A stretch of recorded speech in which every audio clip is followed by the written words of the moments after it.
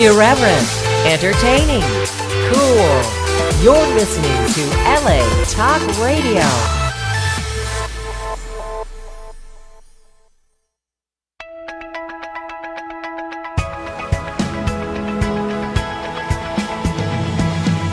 You're listening to Question Reality with Priscilla Leona, right here on LA Talk Radio.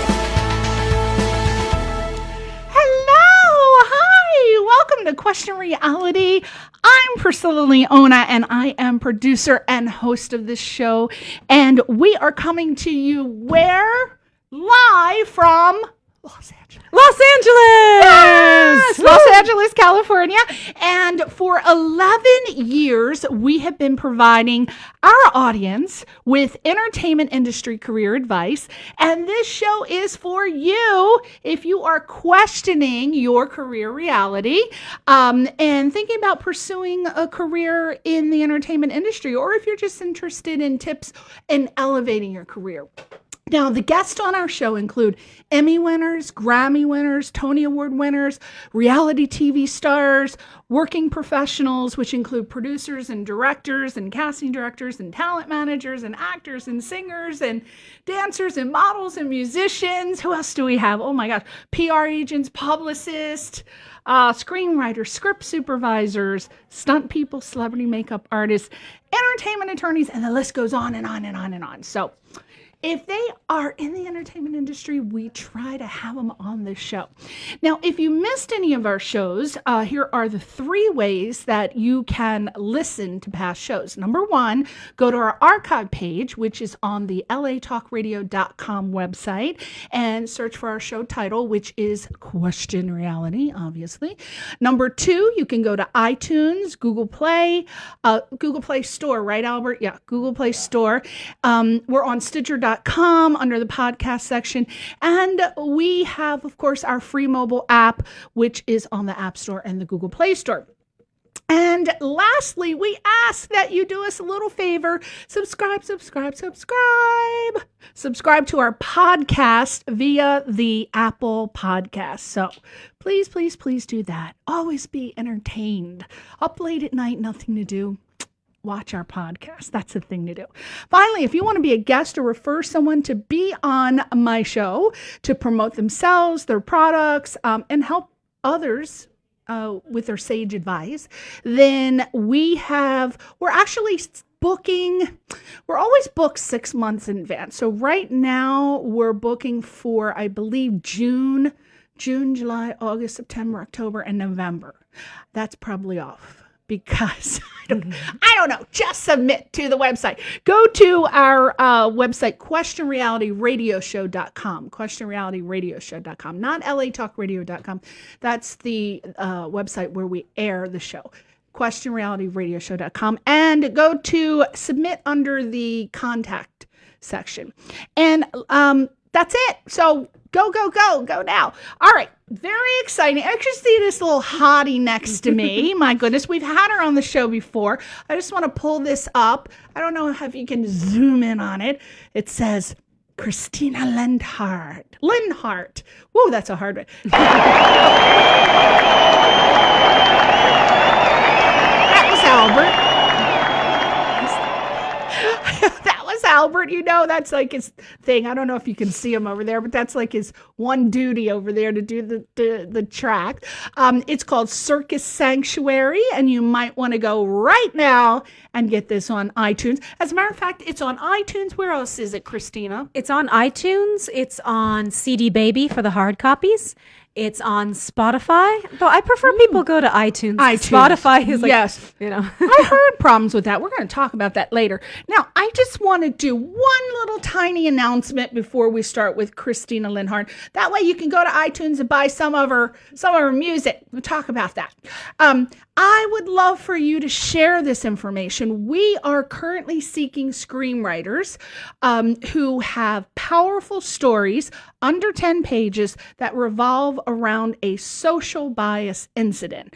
So with the story unfolding from the victim's the victimized person's viewpoint. And the script, your script, will be purchased, produced, and become part of our series. The deadline is February the 1st. So please feel free to contact me for any questions that you have. You can enter through our website, which is civildisobedienceseries.com.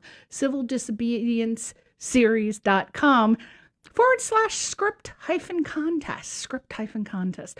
And all, as you know, if you go on imdb.com and go under my name, Priscilla Leona Horn with an E, you will see all of the films that we've produced, and all of our films win awards. We just had 4 of our songs that were, what would you say, Albert? 4 of our songs were nominated for an Oscar.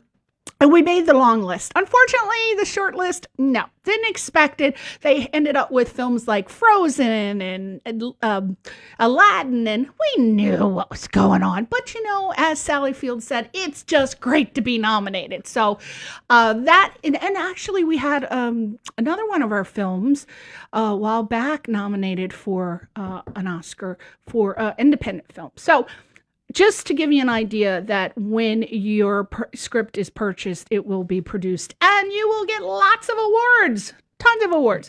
All right, so back to our guest today. Let me read you a little bit about Christina Linhardt.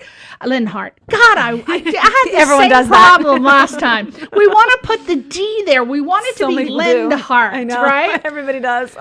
Christina is the winner of the 2013 Hollywood Fame Award for Best Documentary, Guantanamo Circus, which is now available on Amazon Prime. And she performs locally as a singer and a dancer at venues and events, which include Hollywood Magic Castle. Oh my gosh, if you've never been there, it is the place to go. If you have friends and family in town and you know someone, I think it is a private club, so you do have to know someone, right? Yes, you have to know a get member. you in there. So I don't know how, but I ended up with lots of friends who work at the Magic Castle. So I didn't know that you did that. So I'll be calling you up, Christina. I just got a call for possibly performing in March. So Oh my God, I love that place. She performs at the Los Angeles Opera Ring Festival, the Southern California Chamber Music Consortium, which is very elite. It's an elite. It's a privilege to perform there. She performs at the German Consulate, and one of my favorite places in the world, the Grove. Love that place, especially around the holidays. Oh my gosh, it's gorgeous. so beautiful over there. She works in theater therapy, which a lot of people may not have heard of. And I want to touch on that today because I actually had never heard of that. So it serves veterans and at-risk youth, Alzheimer's patients, and psychiatric patients. And Christina is passionate, obviously, about the arts, the environment, and special programs geared towards creating better conditions for veterans, children, and those in need. And as we said, Christina's album's Voodoo Princess. Isn't that a great title, Albert? Don't you love it? Oh, Jesus. God almighty. Oh, my God. What? You are not getting extra pay for that one, so don't even think about it. So, Christina's album, Voodoo Princess, and, of course, Circus Sanctuary. Oh, my God, I just noticed what's on back. So, as if this isn't saucy right here, look at this on the back. I'm going to have to confiscate these and put these in my purse so Albert doesn't get a hold of these, because I can tell this is his type of material right here. Oh, my God, the Vaseline will be missing. I have to go to CVS and get a whole new box. Oh, no, wait, here it is. Oh, here's Voodoo Princess. Oh, here we go. There. Oh, my God, there's another one. Wow, look at that. And look on the back. Those are gorgeous, beautiful, Thank beautiful. you. I mean, the makeup, the hair, the costumes. Did you you. do those? Did you? I can tell you did that, didn't you? Yes. A friend of mine helped me with the photoshopping and the artwork, but we just sort of came up with that and then photoshopped it in, and just my gloves, my top hat. Style. You I do. know your style. You got gorgeous style. She's Thank very you. Bohemian Rhapsody.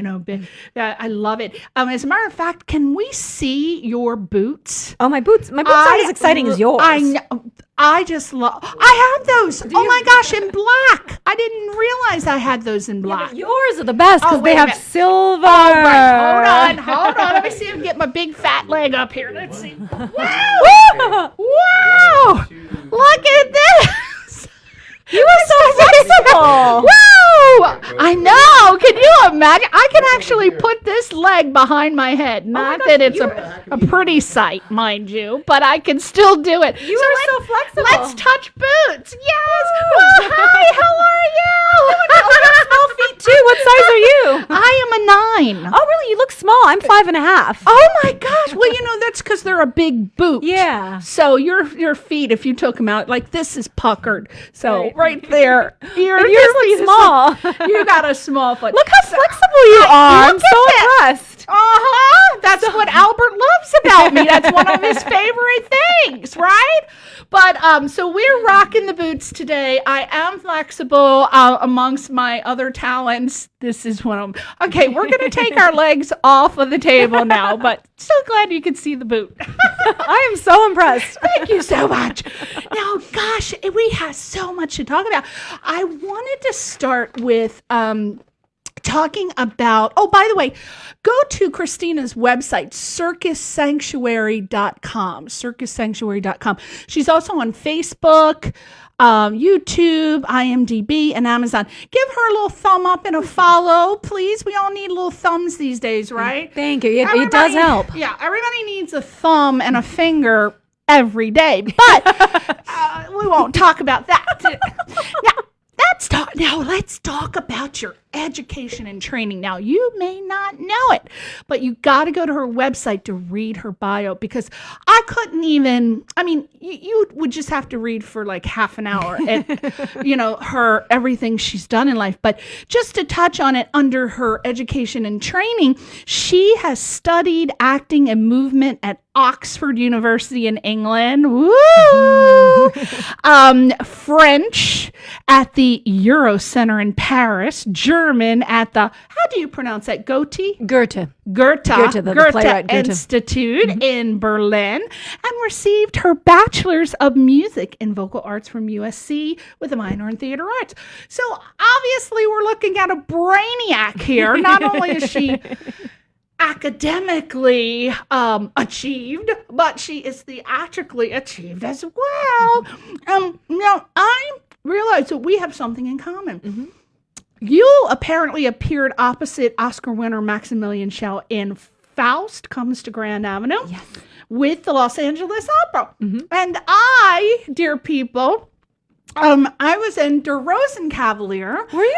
Produced by Maximilian Schell and Gary Marshall. Mm-hmm. Well, I saw that. Mm-hmm. Because the reason Maximilian Schell was working at LA Opera was my father brought him in. Yeah. He made the introduction. What were you doing? I was the widow with the kids, the 3 kids. Now, keep in mind, hold on, before you get excited, what happened to me, Albert? Those damn kids bum rushed me. Oh my gosh. Knocked me on the stage during the night before we're supposed to go on.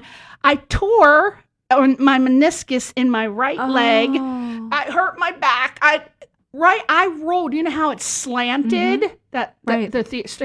I rolled all the way down and ended up in front of Gary Marshall. Oh my gosh. It was the worst situation in my life.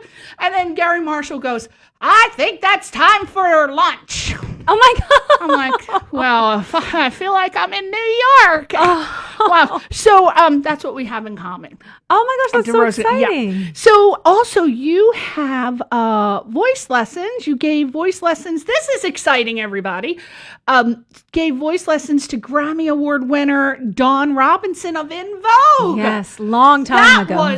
That was my jam band back in the day. I loved In Vogue. You're talking about the pop band. Yeah, Vogue, and it's right? so funny because I didn't even know who they were. But she had called me, and the way that came about, it just shows these coincidences and always be nice to everybody. A man came to my apartment. This was right out of college, and he came to my apartment to replace my toilet. a toilet, right? This is going to lead to In Vogue. I love that. Yeah. And then he looked around my apartment. It was very bohemian. And he said, what do you do? And I said, well, I just graduated from USC, my degree in opera.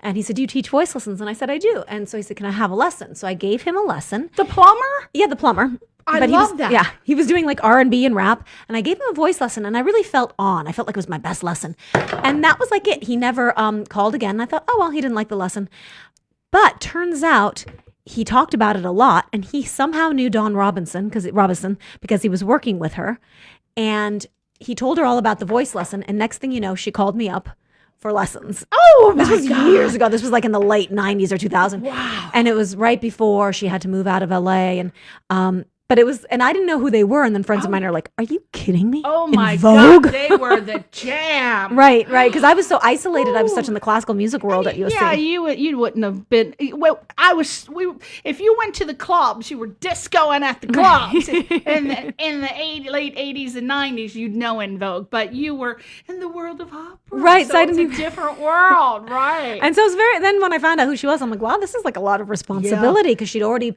This was when she was leaving In Vogue and was going to go solo and was working with Dr. Dre. And I don't know what happened. I think, unfortunately, that all fell apart, as the music industry does and can. Yeah. But she was a wonderful student. She was, student. Like, she even called her student. What were you? I was giving her voice lessons, but technique.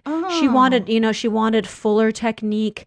I mean, here she was, a complete pro. But singing, there's so much more when it comes to technique and breathing and so much. Proper breathing, right. And proper. I mean, because how you many? would know that. Oh yeah, with your aunt, right? Yeah, you know Marilyn Horne is my aunt. I know of it, and you told me that, and I was blown away, because that's our, and yet John Bon Jovi. I have no singing ability whatsoever.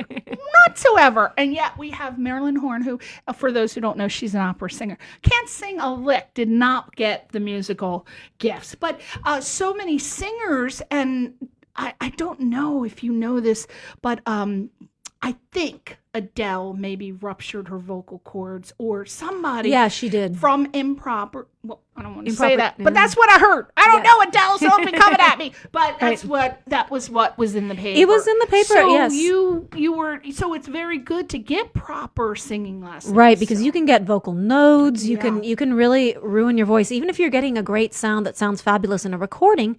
There can be a lot of problems, and then you can never sing again. There were, for example, it can sometimes work in your favor. There was that Betty Davis Eyes song, and the singer who sang it, Kim something. Yeah. She had really extreme vocal nodes, and she couldn't sing, but she did that recording, and they loved the scratchiness, and so it was very cool. But then I don't know if she was able to sing after that. So sometimes there can be those problems. And there are other singers I've heard about who had to take long rests. They had to get the surgery on the cords, and that's scary because you could get damaged for life. That's right. So so proper technique is important, and the classical is always a good route. Now you don't need to stay there, but you want that body muscle memory. Yeah. And I think the focus, because I had she's passed on now, but one of my dear friends, her name was Jeannie Diva, and she was very famous in the world of, she did so much singing and dancing. She would come on my show, and she would say that the diaphragm, you have to sing from the diaphragm. Right, absolutely. And that's the way. She was really big on helping people to not get the damage on the vocal cords. Right. So she always emphasized that. And then she would try to give me lessons, and she'd say, okay, do the what do you hear? And I said, I think I'm going to spit any minute. It's hard to do that. Yeah. Whatever that is. But anyway, do you still teach vocal lessons, or you don't have time to do that? I don't really have time. I will occasionally, but it's not really my focus. So I'd have to have no lessons from her. She is moved above that now. Well, a good offer. Like if it was another Grammy winner, then I'd think about it. That's right. Did you know that Jamie Foxx is classically trained? Oh, I didn't. But it doesn't surprise me, because he seems so trained. I mean, he is a great talent. Yeah. And so Yeah, Doesn't surprise me. I was telling Christina that two of my friends, as a matter of fact, this is very relevant. Two of my friends, Micah and Amy, are nominated for a Grammy. Yay. And we just had a listening party at Jamie Foxx's house on December 27th. And Amy was telling all of the stories about Jamie Foxx because they're very good friends and they went to school together and they studied classical music together. So I was like, what? I didn't even know that. So we heard lots of Jamie Foxx stories about back in the day. But yeah, I was surprised that he was classically trained. I mean, I knew he sang well and he had a beautiful voice, but I had no idea about that. Anyway, watch the Grammys because my friend Amy is nominated in the world music category. Good so for her. Good for her. All right. So let's talk about you being a trained theater therapist. First of all, what is that? Now, I know you do it for, is it still for Imagination Workshop? It's called the Imagination Workshop. And this work is my passion. Now, there's something called drama therapy where you recreate situations in your life and rework them. That is not what we do. We're called the Imagination Workshop. We're under the auspices of the Semel Institute, the UCLA Semel Institute for Neuroscience. At UCLA.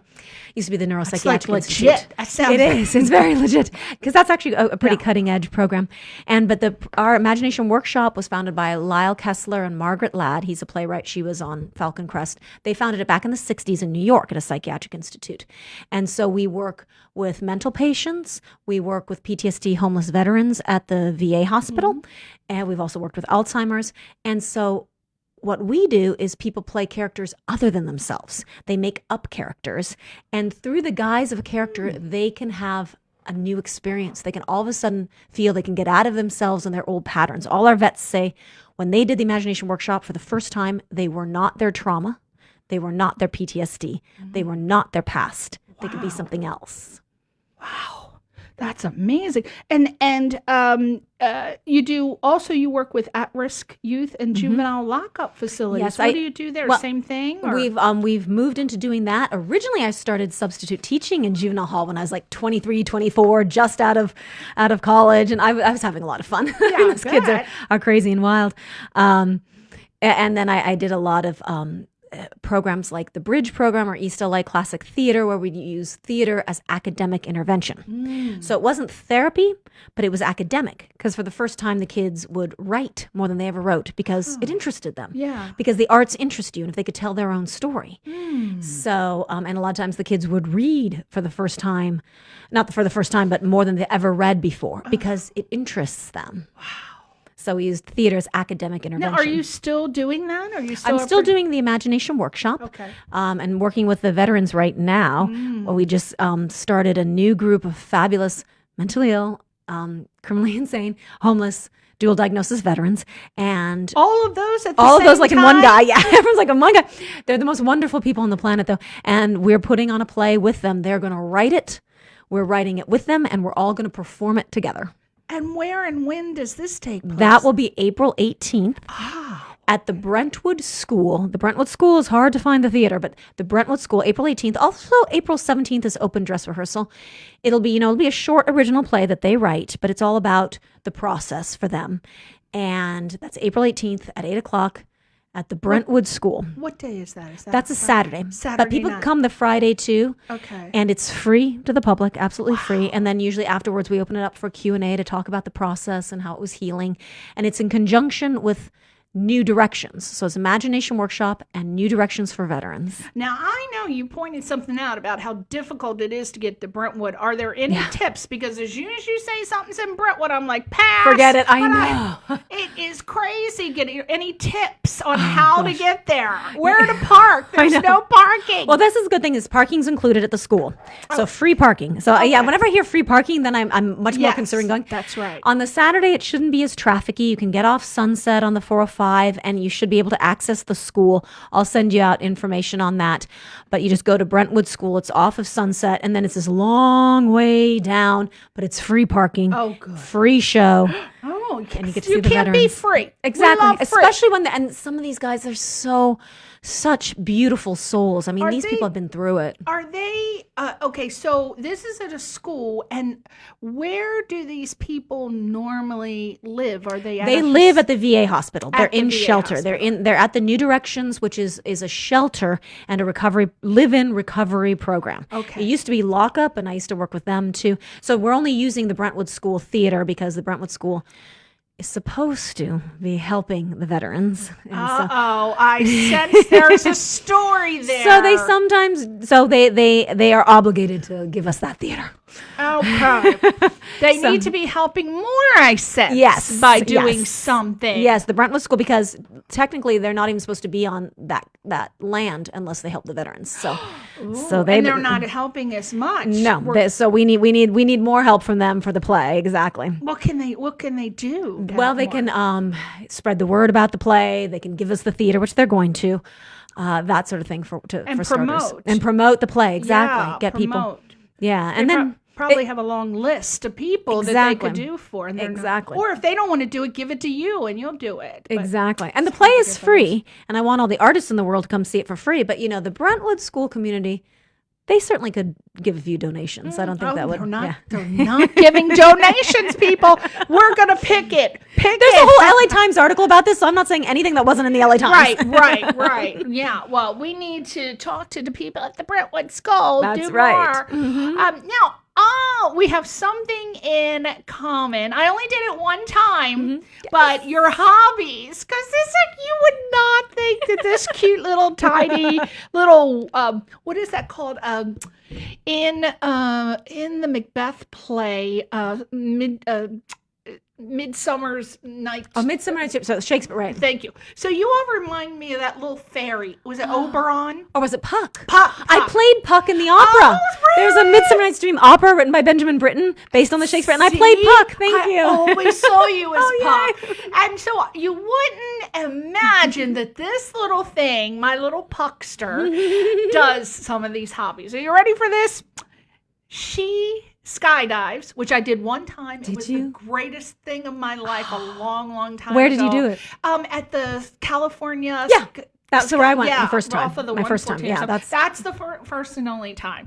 But because there is a weight limit, I barely made it by a pound, and he wasn't going to. That's when I first came to LA. So I've had time to grow since then, literally, figuratively.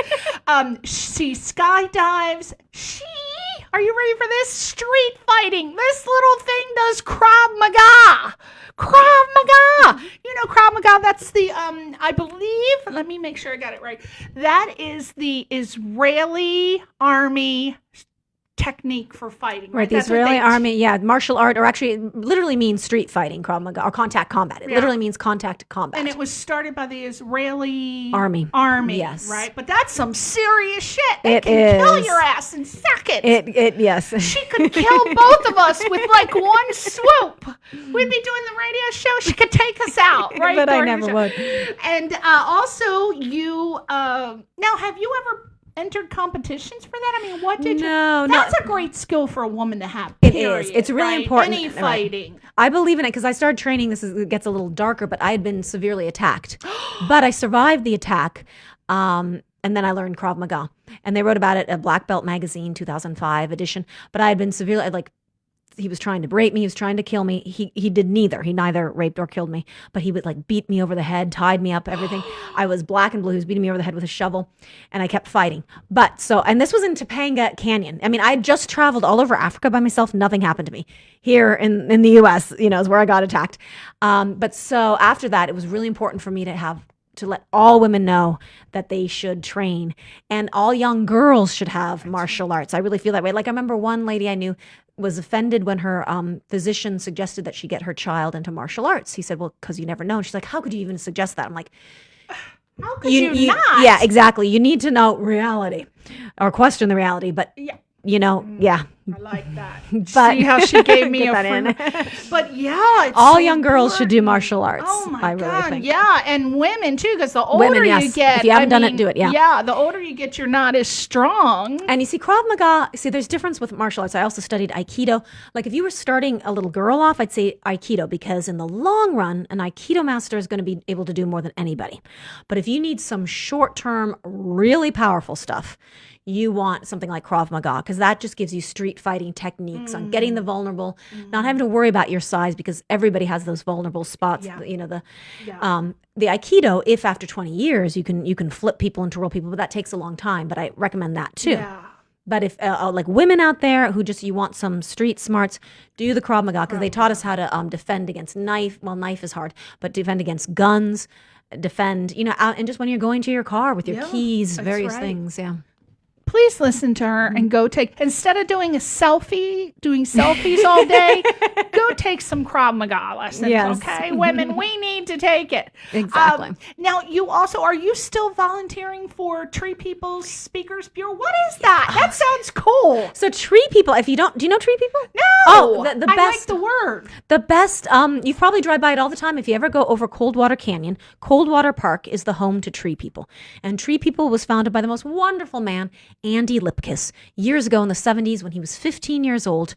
He saw like the pollution in LA, and so he got a bunch of his friends to dig up a parking lot, and they planted trees, and that was the first action of Tree People. And now, I don't know, like if he was 15 in the 70s, who knows how old he is now, but now, Tree People has taken off, and Andy's even been contacted by Homeland Security to work on water, because they also deal with water, but Tree People plants trees they just do that. They plant trees all over LA. Wow. But they do it right so that the trees don't get chopped up or pulled out. They check, they go through all the red tape, all what you have to do with the DWP and everywhere you need to do so that the trees won't be illegal. Because it has to be legal for a tree to be planted. I know. People don't think about this, but you just can't plant a tree anywhere. Right. They'll pull it right on out. Right, which makes sense because there are certain trees that are right for certain areas, because then when it starts getting mixed up with piping and all that. And so I was involved with Tree People for a long, like we were just talked about where I was attacked. So that was in Topanga State Park. And then a couple of years later, I was engaged to the Crown Prince of Saxony. That's a different story. But what? Wait, no. We'll get back to him. Did you hear? We'll get back to him. People? We'll get back to him. So I was engaged to Prince Daniel. He was in Germany, and I bought him a tree for his birthday. And he said, "Oh, that's so wonderful, Christy. Will you go on the tree planting?" And I didn't think about going on the tree planting. And then I looked, and I found out the tree planting was in the same spot where I got attacked. And I thought, at first I thought no, and then I thought, yes, this is a way to heal. Yeah. And so I planted the tree. I was so amped. And then the Tree People said, "You've got to come on our speakers bureau and talk about your experiences." And then sure enough, a neighbor of mine was killed like 10 years ago. And so we did a tree planting for him in our old neighborhood. And that was the first tree planting, not that I went on, but that I instigated. And then so Tree People is so magical and so amazing. And also when we were doing at the Magic Castle, we were doing an event for Hurricane Katrina back in 2005. And we were donating to the Salvation Army Bell shelter for it was evacuees. You don't say refugees, for the evacuees from Hurricane Katrina. And I saw that they had all this land in the back, and I said, "Why don't we get a tree planting here of fruit trees?" Because I saw they had apples in the refrigerator, and I thought, in the cafeteria, why don't we? And so I got a fruit tree planting there so that they have the fruit that they can eat, Yeah. Oh my gosh. See, all right. So if you need a place to volunteer, please Tree People. Contact Tree People. Yes. Treepeople.org. And you can do like a Mother's Day card and have a tree planted. But you can go on the plantings. You can go on tree care days. You can get it at your schools. They've been working with a lot of schools. Tree People. Yeah. Tree People. Now, should I, before I forget, really quick, I've never had anyone on the show who was engaged to a prince. This is the first people. We need to get we need the thing. We need the sound for the princess.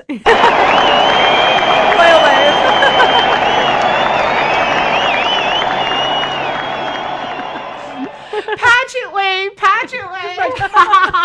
So real quick, tell us, how the hell did you get engaged to a prince? Right. It was so funny. Well, the metaphysical way was I was with my friend Garen Michael, who's a great guy. He plays gorillas in movies. And we were at his house in Van Nuys, and he's like, a frog. And like there was a frog in the porch, and I picked up the frog. It was a live frog, and I kissed it. He's like, gross. And the frog hopped off, and I said, my prince is going to come now. And next thing you know, like a few months later, I'm with my mom, and that was when my dad was still alive and they were still married. And my mom said, well, Daddy called from Germany today. Says he has a man for you. Typical mom thing. Like, this is back when I was like 25, 24. And I said, oh, great. Because she was always trying to like fix me up with like the local guy who worked at the auto body shop or whatever. You know? Same I'm like, thing. I'm like, he's like 20 years older than me and he's fat. And he's fat and ugly. Yeah, go ahead.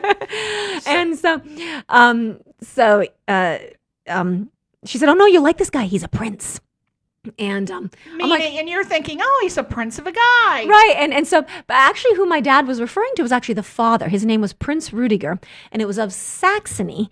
And Saxony, if Germany were still a principality, there'd be 4 principalities. Saxony, Schleswig-Holstein, and I forgot the other 2. And so the father would have been on the throne. So he really would have been the king of Saxony. But that's not recognized anymore. The throne is not, but the royalty is. And so we were scheduled all to go over there to Europe. And the way my dad met Rudiger, we call him Papa Rudiger, but Prince Papa Rudiger, was Rudiger heard about one of my dad's books, because my dad wrote a book about Saxony, about that area. And so Prince Papa Rudiger came to my dad's book reading, and they immediately hit it off because they both loved to drink. So they just drank up a storm and had a party. And so my dad said, oh, you're going to meet him. And he's, so we flew out there and we went to his house, which wasn't that grandiose at all. And I met him, but he was a lot older. And even though I did date a lot of older men, he was a lot older and there was no connection, like no eye contact or anything. And I'm like, oh, okay, well, still, I kissed a frog and met a prince. So we're sitting there in the garden, and then he says, oh, well, Daniel will get that. I'm like, Daniel? Who's Daniel? All of a sudden, out of the door walked the most beautiful, like, elven boy who was a year younger than me, and that was his oldest son, Daniel. I'm like, bingo, that's the one. That's the prince I want. That's the prince, right. And so immediately that day, Daniel and I fell in love. We decided we'd get married. And so we had like a year or 2 engagement, and 2 of the songs on Circus Sanctuary are written for Daniel. Beneath the Mirabella, which we did a music video to. Beneath the Mirabella and Pantomime are both written for Daniel. So you can look them up on iTunes if you just want those songs. Beneath the Mirabella from Circus Sanctuary and Pantomime. Wow. So we sort of had this long distance relationship, and it was, it just wasn't meant to be. But why couldn't you make it be? It was different because like right now, I'm with a wonderful person. And somebody said to me, instead of having a prince, you need a knight. And my guy, he's with the military. It's a little different. Because I don't want to say anything negative about Daniel and the royal family, because they were wonderful, but they lived in a different realm. And I wanted, even though I'd like to be independently wealthy, I did want to work. Yeah. And, I remember once, so we stayed in contact, and one of the other princes came here to LA, and it was through the German consulate, and I was singing. He said, oh, you were the one that Daniel almost married. And I said, yeah, I guess I wouldn't be singing this music. I was singing cabaret. And he said, oh, you wouldn't be singing at all. Yeah. Now maybe I'd be okay with that, but there's still stuff I want to do. So it was just a different world, and it was very, I don't want to say controlled, but there was a certain well, okay. Point in case, not to be gossipy and tabloidy, but Prince Harry and Princess Meghan, they're exiting the crown. Yes. That's never done. On a smaller scale, it was probably something like that, you know? Yeah. Yeah. So for whatever reasons they were, that might be the same reasons I left. Because it's a very controlled world, yes. And I would imagine, because you're a free spirit now, right? I can imagine I you was were freer 10 then. times Yes. more Yes. of a bohemian free spirit. Completely. So I can certainly see that. Of course, I would have probably dealt with it. I would have worked through it, and I would have had like the boy come and visit me that cleans the ashes. I would have had the innkeeper's son. I would have made it work, damn it. Yes, I would have made it work for you. Although, well, let me say though, I have to say, and this I will admit, they lived very modestly. And not that I need, I don't need a lot of wealth, but there's certain things when I travel, I like certain comforts. And I have to say that my man now, John DeBona is his name, and he's who I made my documentary with, but we'll talk about that later. I have to say John DeBona treats me like a princess. Whereas within the royal family, I wasn't treated like a princess. Say no more. I would have had to be treated like a princess. Yeah, exactly. There was not that, because they tried to overcompensate in not being she and grandiose. Although in some ways they were, but for the most part, no. And they probably weren't so fun, huh? Because they don't really know. Maybe their idea of fun wasn't your idea. Yeah, they could be, but it was a little too chaotic for me. Chaotic? It was chaotic. It was like, well, I mean, in this way, we'd like all of a sudden we'd be, because you didn't really have to stick to a schedule. So like one day we're in Berlin and they're like, oh, we're going to drive to Hamburg today. Oh, okay, no, we're going to go here today. Plans were changing, lightning bolt, and a lot of times it revolved around whoever the patriarch of the family was. Oh, okay. So again, that was that world, and I'm not criticizing that world, but it was, I felt a little like off my kilter, and especially at that time, like a lot of it, I would say also a lot of why a lot of it didn't work was where I was at that time, because I was shaky emotionally. I needed to start learning my own stability, and I only got my own stability by being on my own for so long, all these years. Right.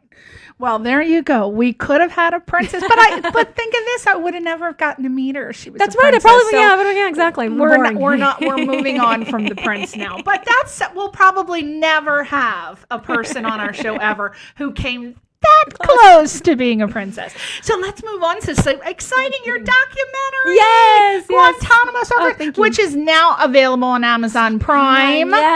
Yes. It took forever to get distribution, but my distribution came from a man named David Devona, not Debona like my boyfriend, but Devona. Proven Entertainment, and he was able to get it on Amazon Prime and Roku, and I have other couple outlets I don't know of.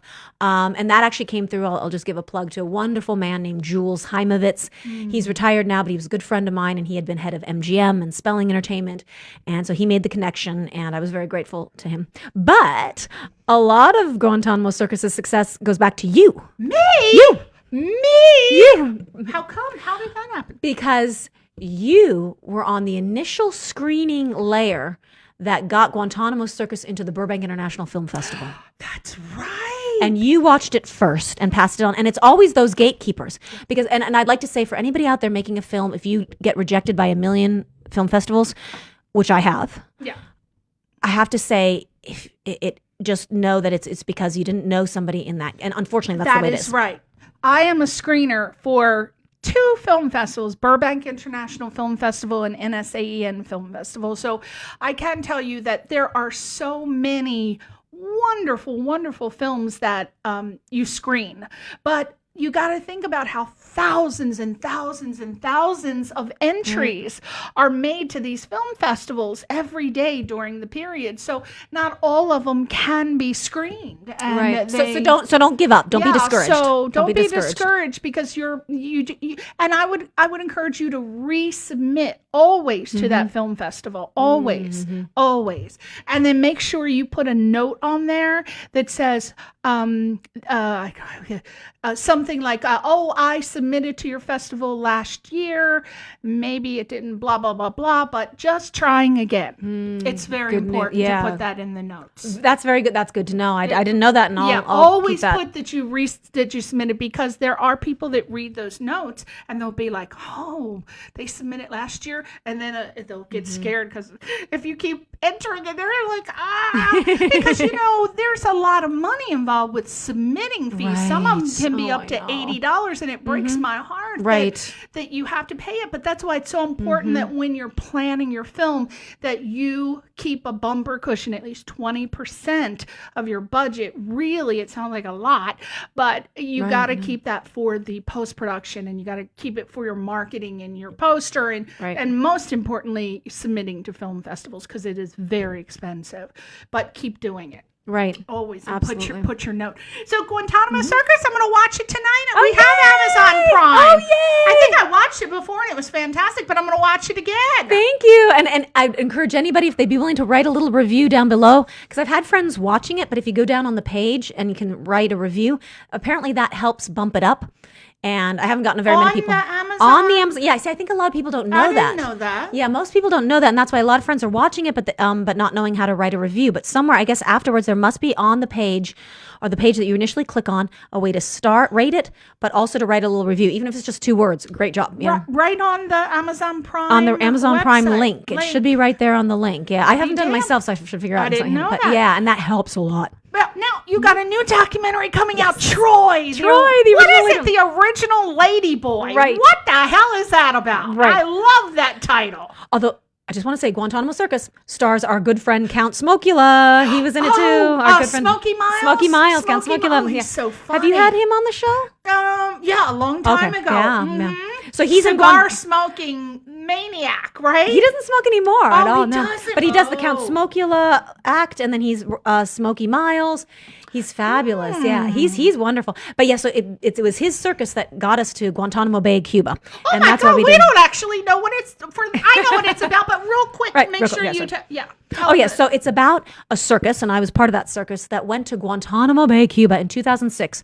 Height of the controversy, though we didn't really make a political thing, but it was very much like the jester, through the sort of the clown, the diplomatic immunity that the clown has. So a group of clowns go, and we sort of surreptitiously shot. We had no intention of making a documentary, but we stole a little bit of footage, and then years later in 2012, I decided to put it into a documentary. But Smokey Miles and his circus, we got this job down in Guantanamo Bay, and it was just crazy. And then you'll see from there what happens. Yeah, I do remember. You have to watch this because it is amazing footage. And it was like it was shot to be a documentary, even though it wasn't planning. Thank you for saying that. Yeah, we weren't planning it at all. But the way it was shot, it was. Right, thank you. So, real quick, tell us about Troy, the original Lady Boy. So yeah, it's really exciting. And again, that was something, and this also to be encouraging to people.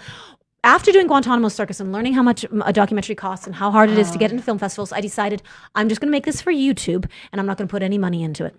And so John DeBona, my significant other, and I, because we knew this man named Troy Walker. I was working with him at Cody's Viva Cantina in Riverside. My friend Pamela's playing this Friday night. Pamela Clay. Beautiful, wonderful, brilliant Pamela Clay.